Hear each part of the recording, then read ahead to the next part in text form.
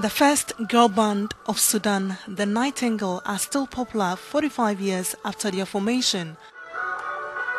Of top priority currently is a Dream World Tour. Their popularity stretches back to the late 80s. They were very popular and many admirers compare them to the famous Supremes US group led by Diana Ross. Back then, it was a vibrant time for culture, arts and sports.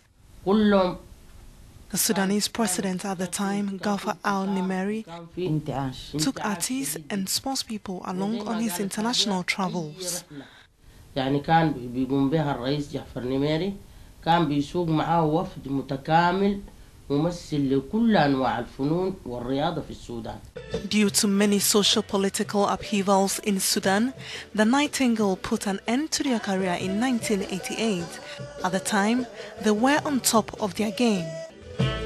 More than 20 years after their farewell to the public, they are back on stage. Through mixing pop, ballads and traditional music, they are giving off amazing performances. We hope to travel and tour in Europe or America. No specific agenda of the world tour of the Talsom sisters have yet been disclosed. But before the Dream Tour, they continue to travel the musical scenes of Sudan, a country where women's rights are routinely violated according to reports from the UN and NGOs such as Amnesty International.